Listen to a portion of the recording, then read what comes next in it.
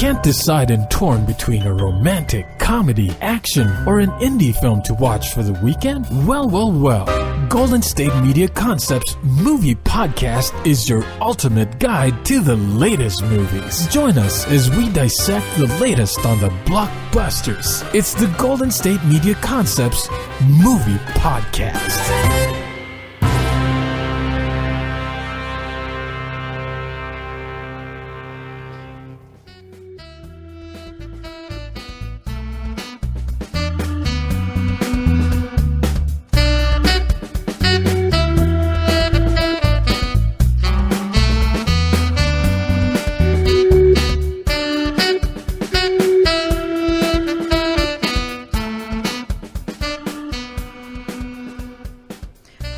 Welcome to the GSMC Movie Podcast, brought to you by the GSMC Podcast Network. I am your host, Heidi, and I'm joined by the beautiful Arianne. Oh, thank you. Hi. You're very welcome. Today, I am excited because the holidays are coming up, and we are talking about Christmas movies.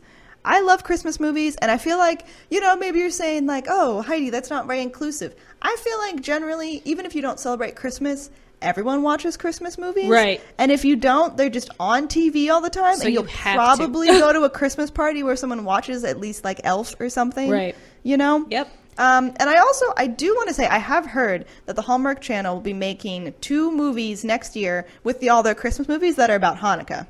Oh, yay. So I feel like, that's different. That's good for them. Yeah. Hallmark films a lot of their movies in Utah. Oh, really? Yeah. A lot of them are filmed in Canada, too. Yeah. Vancouver, right? Yeah. I learned a lot about Hallmark movies when looking into this because I am not that type of person, but I learned it all for you guys. So I will bless you all with my knowledge. Yay! And as I've mentioned, I'm sure everyone has kind of seen a Christmas movie of some kind or been around them, seen them on their, grandparents' TV. Christmas movies are kind of like comforting for a lot of people, because it signifies the time, like the season and, maybe a weather change or just like a time to get a Christmas tree or a time to just start celebrating.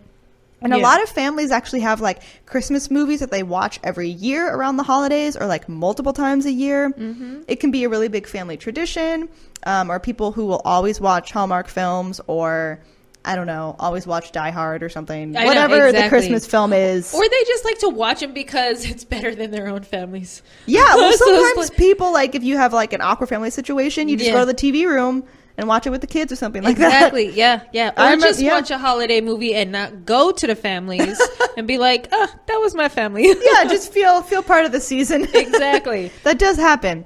And I, for this podcast, have spent all of my countless hours going through and making categories of Christmas films. I would say expertly put together, if I do say so myself. They are. Oh, thank you very much. I went through a lot. Yeah. There's a lot of Googling. And I am very happy to talk about them because I have a couple different categories. The first category is one that I will kind of just like say is the classics. Right. And for me, this is like Home Alone, like Home Alone 1 and 2, A Christmas Story, The Grinch, all of its variations. Right. Maybe the new Grinch will also come into this. Right, we'll see. We'll see. Like White Christmas, It's a Wonderful Life, like the classics that a lot of people watch. I can agree there. Yeah, I feel like that's something that everyone kind of knows. I think I've always watched Home Alone. Just the first 2. Just the third first 2. One was weird. Also, yeah. So the first 2, I would say all the ones after that are really not worth your time. Yeah, they're really my not. Expert opinion. Because Macaulay Culkin only does the first 2, right? Yeah, exactly. Yeah. And it's hard to watch the other ones with him not in it because he did such a really good job in the first 2 as a little kid. But anyway, I used to watch them a lot.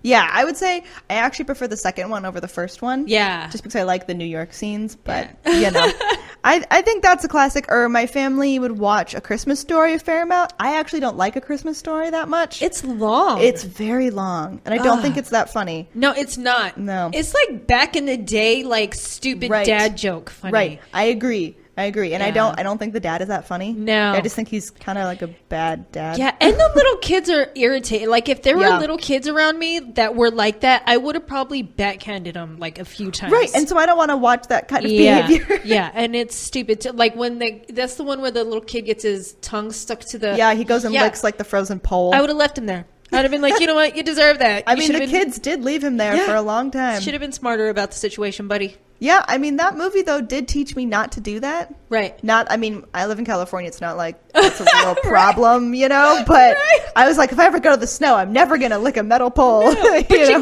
that with ice cubes, too. Like, if you that's true. So but an ice cube melts, though. Yeah. But you licked a icy pole. You're dumb. Sorry. Yeah, don't do that. Very bad move. Yeah. So that's the first category, is like the classics.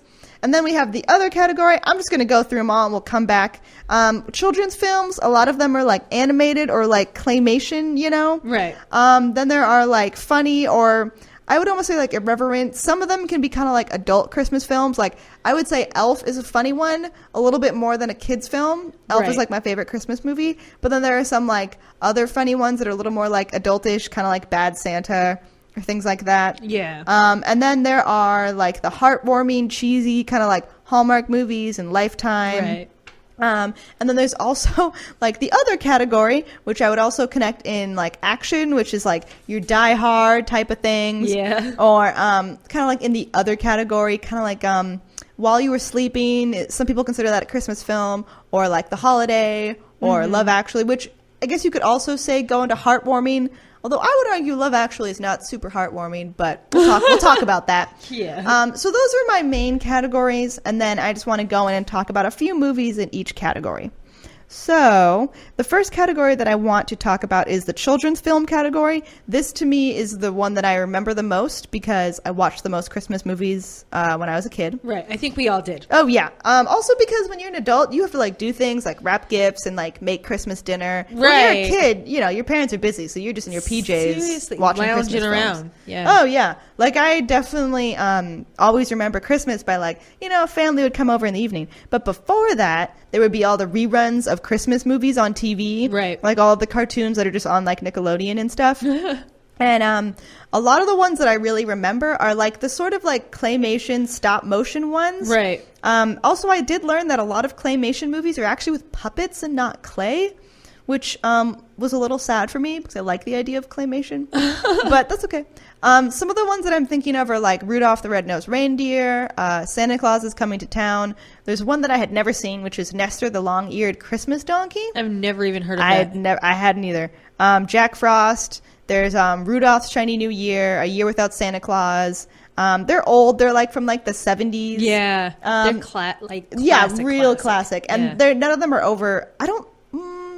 I think maybe one of them might be over 2 hours, but they're all like a little bit shorter. I feel like you might find them kind of creepy now. I did see a BuzzFeed article about how some of them are creepy, which I could see that looking back. But as a kid, I liked them. Yeah, Rudolph was fun. Yeah, I think so. I liked Frosty the Snowman too, but that wasn't a claymation. That was like more of a cartoon. Yeah, they do have a cartoon. Fun. Yeah. He doesn't have a claymation one. I thought he had a claymation and an animated one. If he has a claymation, I've never seen it. I always just watched the cartoon one. And then there are some more modern, like kids ones, like the Polar Express. We have talked about on the podcast the Nutcracker in the Seven Realms. Yeah. I'm going to see the Nutcracker. Not that one. Not the Seven Realms. But the regular Nutcracker. Oh, yeah. Or just the regular Nutcracker, which I would say is like a kid's kind of film, depending on how it's presented. Yeah. Because if you see it like live, like on stage, I feel like kids may not be down. Right. But I don't think I would want to, though.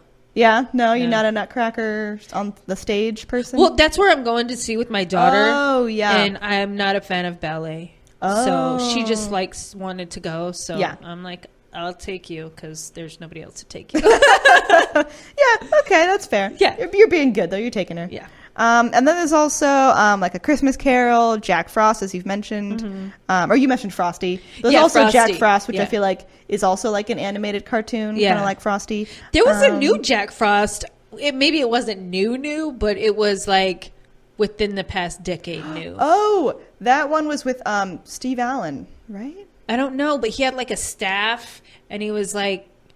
Oh, I think there are probably a lot of Jack Frost versions. Yeah. I'm thinking of the one... I want to say this has Steve Allen, but it's like he becomes a snowman. No, it's a different one. Different one? Okay. Yeah. It's where like I don't know how to describe it. All I remember is he would hook up perfect with Elsa. Don't ask me why I thought that, but it was a cute combination. I was just like, oh, there's her husband. She found him. would say Frozen can be considered a Christmas film as well. Yeah. Yeah, because of the winter time. And also like the Santa Claus, if we're talking about Steve Allen, I loved the Santa Claus series when I was a kid. Yeah. I had a crush on one of the elves. That was like my first like movie crush when I was a child. Okay. Just very embarrassing now. One of the films that I wanted to focus on in this category is a cartoon called Peace on Earth. And it was one that I had seen kind of when it was just in the mix of late night Christmas reruns that I just saw as a kid because like my parents weren't paying attention. I don't know what they were doing. But I remember this film because it was kind of like, it was like poignant, but it was short. So I remember most scenes of it. And it was actually nominated in 1938. Well, okay, it was apparently nominated in 1938 for a Nobel Peace Prize. Wow. Which apparently there is not record of the nomination, but people have like talked about it and said that it happened. But I think it was like the only cartoon to be nominated for a Peace Prize. Wow. Which is pretty cool. So that was in 1938, and then they made a remake of it in 1955. It is a Metro-Goldwyn-Mayer cartoon short. It is like only 9 minutes long. Oh, wow. Okay. And it was nominated for the 1939 Academy Awards for short subjects or like cartoons. Right. And I had seen the earliest version when I was a kid, and then I later watched the 1955 version. But it is a cartoon, and it's kind of in like really early style, like Snow White or like old, I don't know, like old like Mickey cartoons. Yeah. It's kind of in that style. And what happens in the 1939 version is it's all about animals. It's all cartoon animals. And there are like two young squirrels that ask their grandfather squirrel on Christmas Eve who the men are in the lyric Peace on Earth, Goodwill to Men. And the grandfather squirrel then like tells them the history of the human race. And in this movie version, the history of the human race is basically a never-ending war that men waged against each other. And ultimately, the wars do end with the death of deaths of the last men on Earth, which is two soldiers shooting at each other, and one shoots the other soldier, and then the injured soldier shoots that one, and then they both die. Wow! And it's like the end of men. Okay. And then afterwards, the surviving animals discover a copy of a book, which is basically implied to be the Bible. And they're inspired by the teachings to like rebuild society dedicated to peace and nonviolence. So they could read the book? Yeah, I mean, apparently. I've never seen this. I mean, this they're short, also so. wearing clothes, so Okay. I don't know. They're very advanced. They are. I mean, there was a war. Who knows what happened? I know, right? And the cartoon features a song, which is kind of written to like the tune of like "Hark the Herald Angels Sing." Okay. And I watched this again. You can watch it on Daily Motion. Just like a website online, or you could just Google it. You'll find it. I remember it, I think, because the idea of like a never-ending war is something that sticks into the mind of a child. And because it was like kind of scary. Like it shows like some scenes of war. There's no like blood or anything, but it shows like, you know, soldiers with like gas masks and stuff. Sure. And I thought it was really frightening as a kid. And it really stuck with me. I feel like we're already in a never-ending war. Like, how long have we been at war with Iraq or like Iran, Middle East? Serbia, Oh, God, I don't even Syria? know anymore. I don't know. Right? It's never ending. I know. Gosh. It does feel like that. Anyway, before we finish up this movie and before we take a break, I just want to mention a offer right now that is going on with Audible. And as the holiday season comes around, because obviously we're talking about Christmas films, this is a great time to start getting into gifts for those around you and also for yourself. And if you're interested, right now there is a limited time. You can get 3 months of Audible for just $6.95 a month, which is more than half off the regular price. And if you want to get in on this deal, you can go to audible.com/GSMC movie or text GSMC movie to 500-500. Again, that is audible.com/GSMC movie or text GSMC movie to 500-500. And we are going to take a break, and then we will be right back. What happens to your decision-making when you drink? Well, after one drink, you feel confident. A few more, and calling your ex at 1 a.m. seems like a great idea. And you're pretty sure the secret to a great taco is 4-day-old macaroni. The bottom line, drunk you doesn't make great decisions. So you're risking a DUI or worse if you count on him to get you home. Plan before you party. Get home safe. Brought to you by Washington Target Zero.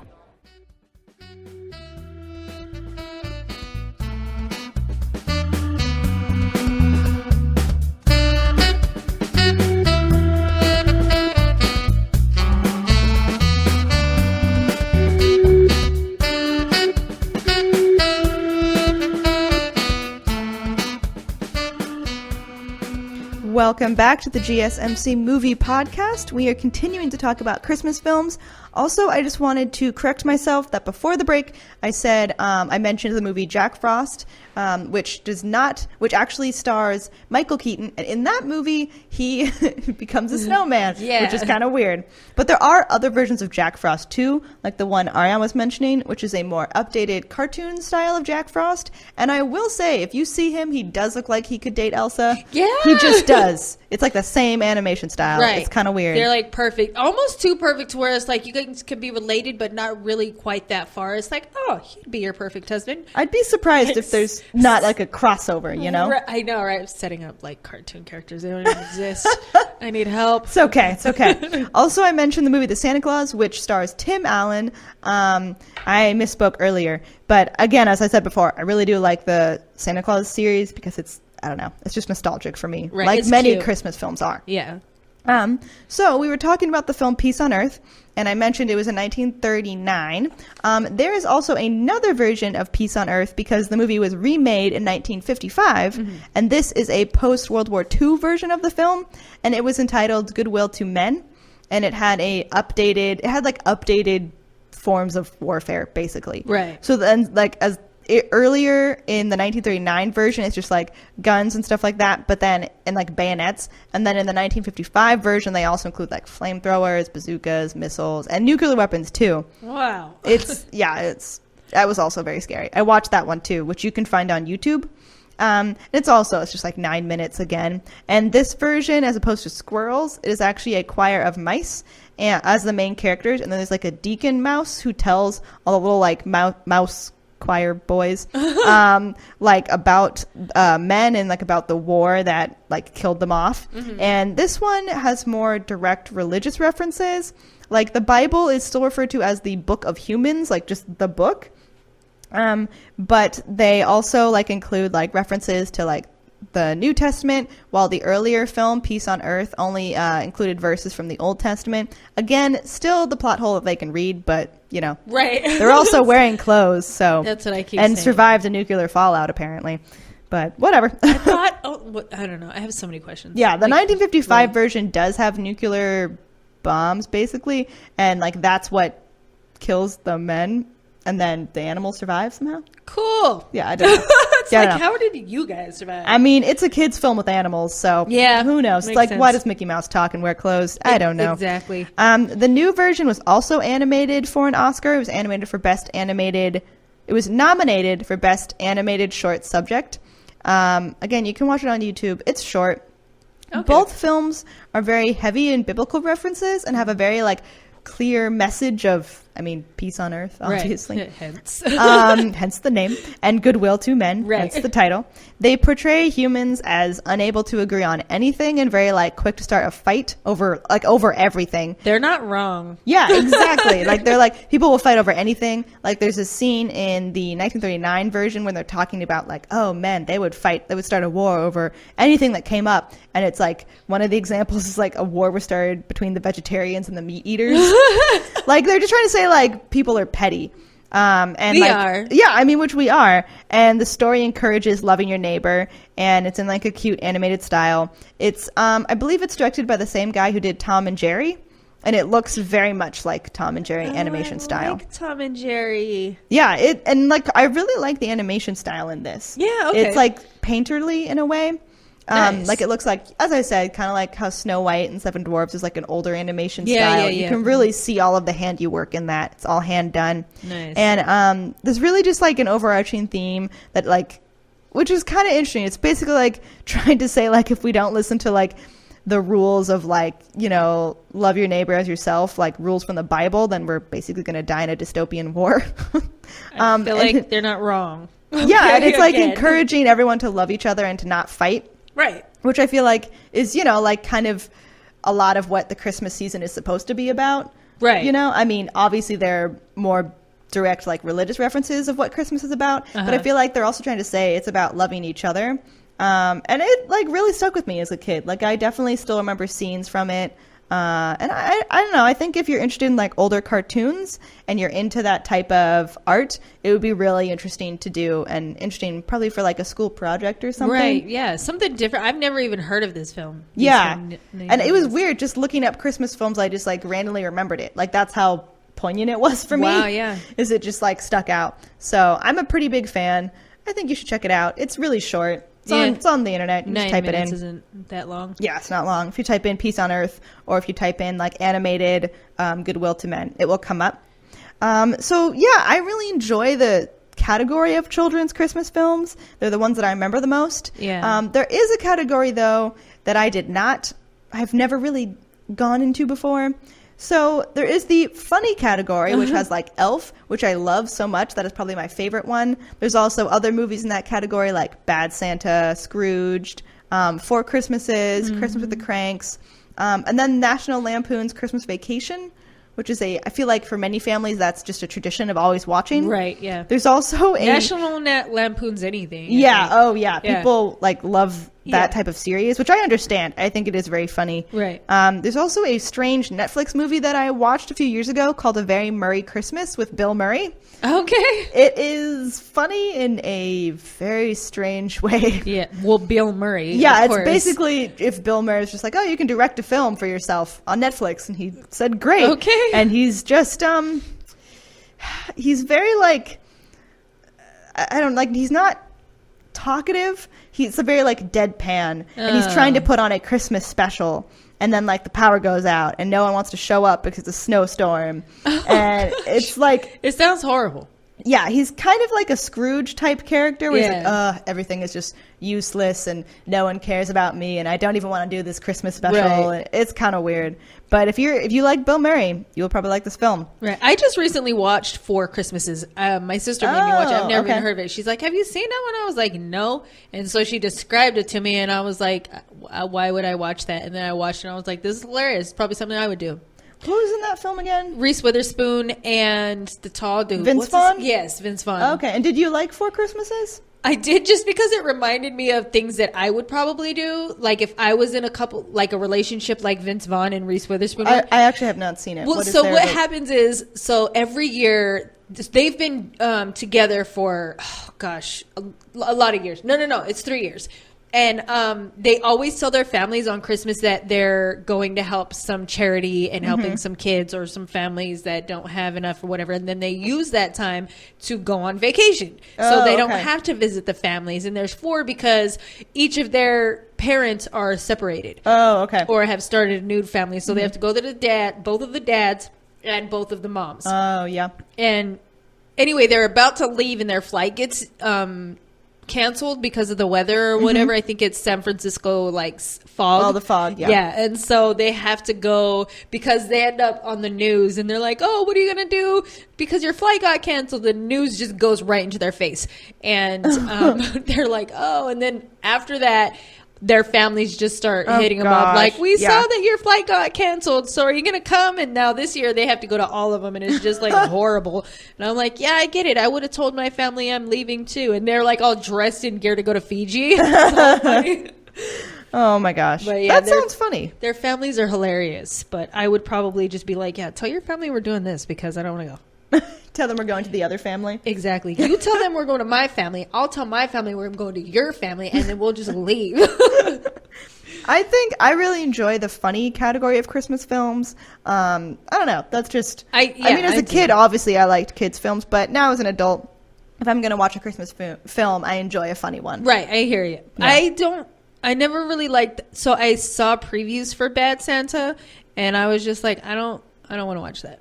Yeah, that's fair. That's fair. So things like that, though, I would rather not. If it's hilarious, like Elf is obviously hilarious, so I like that one too. Yeah, probably not my favorite. I don't think I have a favorite. That's not fair. Yeah, that's okay. Whatever. Moving on. Yeah. So I really enjoy the funny category. There's, as I said, there's the heartwarming and cheesy. I had never really seen many Hallmark films. I went on Netflix and I watched Christmas Inheritance, which is a 2017 Christmas film. Basically, I'm going to say I watched it so that you don't have to. Yeah. I'm not a big Hallmark movie fan because of the predictable plots. Yeah, they're all the same. They're all kind of the same. They're sort of like, I would say, sort of one-dimensional romance. But some people love these and are diehard Hallmark fans, right? And it's not just like the romance. It's either the romance and it just makes everything perfect, or a family situation that they have to get through, and then it's all like heartwarming because it works out. But they're all super predictable, and I don't like that. It's like all the Tyler Perry movies. I used to like his when he first came out, and then I started watching the rest of them. I'm like, these are all the same. Like, you're giving the same message just in different form. That's what I feel like the Hallmark movies are. Yeah, I could see that. Yeah, there is a predictability in the film Christmas Inheritance. As I said, it's on Netflix. It's basically about a New York heiress, Ellen Langford, and she wants to inherit her father's gift business, but to do so, she has to deliver a special Christmas card to her dad's former business partner who lives in this small town called Snow Falls, which is apparently like the hometown that she never really knew because they moved away when she was young. And then a snowstorm comes in and strands her at the town's inn, and she has to work there to earn her keep. In the process, she finds romance with the innkeeper and local artist Jake, and she essentially just discovers the true gift of Christmas and true love. Yeah, okay. That's like a Hallmark film. Yeah, it is. Yeah. So I would say if you're looking for a Hallmark film and maybe you can't, you don't have cable or something, right? Netflix does have a fair amount of choices right now for that type of heartwarming, Christmassy film. Yeah. Yeah. And before we go on a break, I just want to, again, mention that, as I said, the holidays are coming up, and this would be a great time to get the gift of Audible for someone that you love or for yourself. Maybe you guys all enjoy watching Christmas films together, and now you can send them a gift of books for Christmas stories, other fiction for kids or for adults. Right now, there is a limited time offer. You can get 3 months of Audible for just $6.95 a month, which is more than half off the regular price. And you can get this deal by going to audible.com/GSMC movie, or you can text GSMC movie to 500-500. And again, that is audible.com/GSMC movie, or text GSMC movie to 500-500.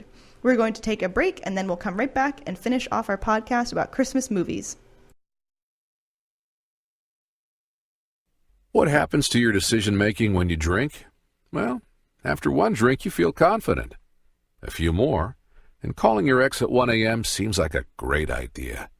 And you're pretty sure the secret to a great taco is 4-day-old macaroni. The bottom line, drunk you doesn't make great decisions. So you're risking a DUI or worse if you count on him to get you home. Plan before you party. Get home safe. Brought to you by Washington Target Zero.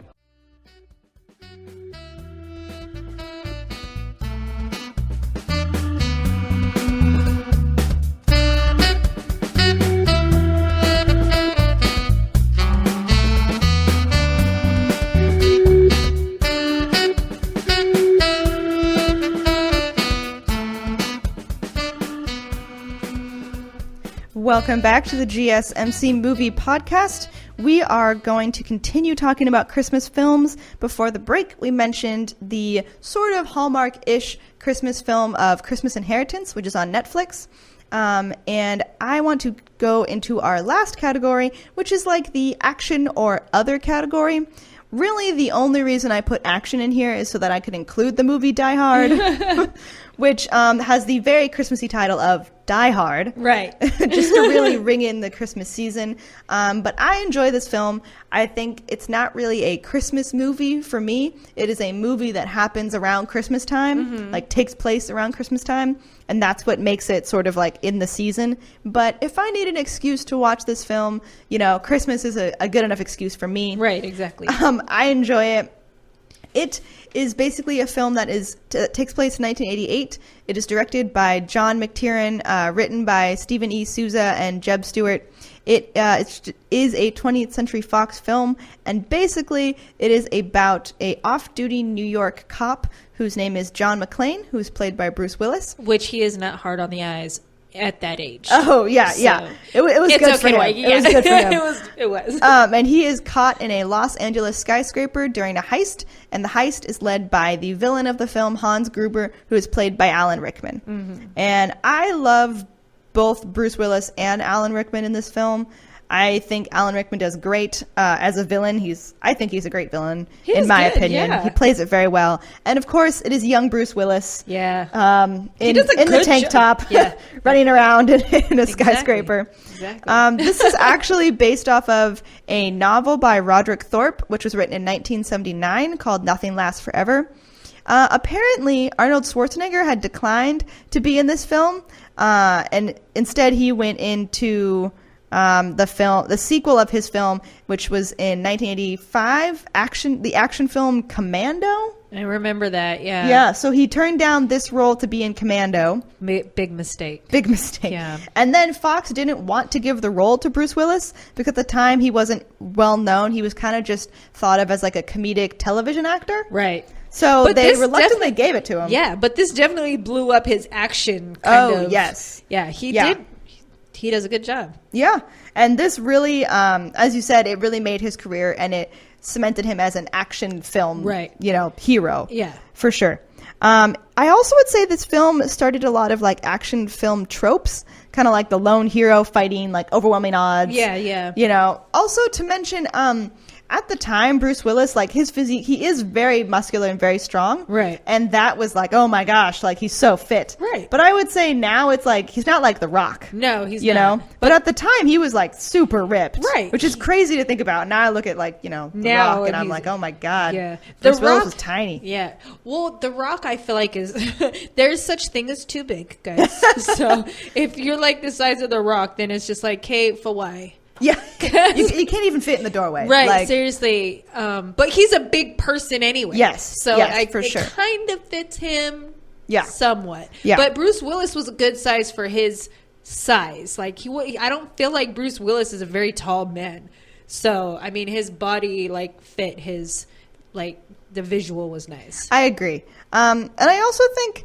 Like the Die Hard franchise was successful. Like there's like Die Harder, which is like the next film. Die Hard with a Vengeance with Samuel L. Jackson. That one was hilarious. My gosh. Yeah. The riddles in that had me dying laughing. Oh gosh. I was like, really? You're playing a kid's game. Yeah. It was very successful. Yeah. It even did there were video games, comic books, so much. Yeah. I would say one of the reasons I think this film is so successful is because it's a very smart action film. Right. Like you need to pay attention to details. For instance, like in the film, Bruce Willis's character, John McClane, his wife changes her last name because they're kind of going through like a rough patch in their marriage.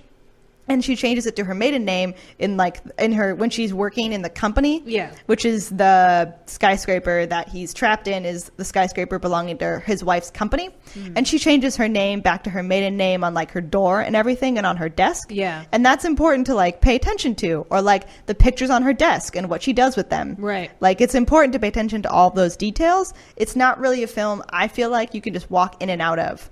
Or like how in some films you just kind of can predict the end. Right, exactly. And it's also like you can't really watch the other ones without watching the first one, I feel like. Because it's like, oh, you have to know what happened in that one because that's why this person is after him for this reason.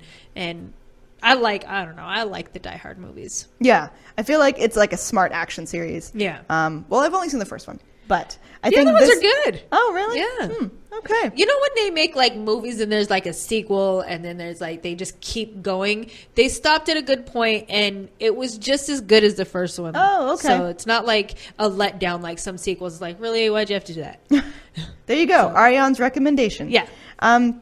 Also, I would say a lot of the parts of this film have become like iconic like action film stereotypes, like European bad guys or like the idea of like 1980s like long hair European henchmen. Yeah. Like stereotypes that I kind of connect to action films and films in the 80s. Like his wife, her perm. Yeah. Like, oh my gosh. Like that's a whole nother character. It really is. Her hair is a character. The perm is huge. It's very impressive. Yeah. There's also just like, as I said before, I think that Alan Rickman plays a great villain. Yeah, he does. He is smart, well-spoken. He's kind of like the smart guy amongst like kind of dumber henchmen. It's kind of like that trope.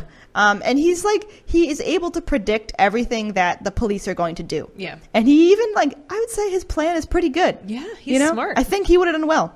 He also has some great lines about like being American. One of his lines is like talking to Bruce Willis, like, "Oh, are you just another orphan of a bankrupt culture?" Like talking about like, "Oh, you just want to. You've seen a few too many action films, and you just want to be the hero." Right. Exactly. You know, and he has such a disdain for like John McClane and like underestimates him all the time. It's hilarious though too, is because with him being like the stereotype villain, he definitely makes John McClane the stereotype American cop. Yes, definitely. So he flips it. It's great. Definitely. And I think that's so funny. He has the best voice for being a villain. I was just gonna say that. I was voice. like, yes. So good. Also, there are some details that are just iconic, like the fact that John McClane is barefoot, which from the very beginning you see that he has weakness. Like he's scared to fly a plane. And he is barefoot for the action part of the film and the whole heist. And so that's a built-in weakness for the character. And I feel like that just makes it more interesting because there's like things that happen that he gets hurt in ways that because he's barefoot, it's like so visceral. You can like feel his pain. Exactly. And if you like a person with sensitive feet, you'll get it too. It just makes you cringe. Oh, I watched that and my like toes curled. Oh yeah. Yeah. I was the same way. Yeah. And I would say there are a lot of details about him that are not necessarily tragic, but show like his weakness and like him and his wife are in a bad patch in their marriage, and he feels like he kind of goes from sort of being a jerk, but then there are scenes when he's like, "Oh, that was such a dumb thing for me to say. Right. I shouldn't have. That was immature for me to say to my wife." Or he then feels guilty and how he should have said that he was sorry to her and been more supportive. Exactly. Yeah. And he really sees his sensitivity. Yeah. Yeah. And he does that well. Also, there are so many lines from Bruce Willis. I would say there are a lot of swear words in this movie. Yeah. So if you don't want your kids to hear the F word, you know, don't probably not the best film. Right. I mean, the classic like yippee-ki-yay mother effer, you know, so classic. Yep. And also, as I said, it's kind of a Christmas film. It takes place during Christmas, but if you're the kind of person who doesn't want to watch a Christmas Story like another time or doesn't want to watch Elf again, I would say this is a good film that's Christmas-ish. Right, exactly. Perfect if you have older kids who are like, "Oh no, you know, not Rudolph again." Exactly. It's a great film for that. So yeah, I also have to mention my favorite scene from this movie is like, it just makes the SWAT team and the police look so bad. Like there's a scene that I didn't notice in my first viewing. I had to watch it again to see it. When like the SWAT team are running through a garden of rose bushes and one SWAT guy like pricks himself on a thorn. He's like, "Oh, ouch." Like as like SWAT team are running to storm a building. Like so many tiny details that I think are very funny and very well done. Yeah. So I'm a fan of that. As I mentioned, some other like more, I would say kind of alternative Christmas movies like While You Were Sleeping, Love Actually, The Holiday. Some great films to get you into the mood for the season. Right. So thank you guys so much for listening. I hope that you all have a wonderful holiday, and I hope that you tune in next time. You've been listening to the Golden State Media Concepts Movie Podcast, part of the Golden State Media Concepts Podcast Network. You can find this show and others like it at www.gsmcpodcast.com. Download our podcast on iTunes, Stitcher, SoundCloud, and Google Play. Just type in GSMC to find all the shows from the Golden State Media Concepts Podcast Network, from movies to music, from sports to entertainment, and even weird news. You can also follow us on Twitter and on Facebook. Thank you, and we hope you have enjoyed today's program.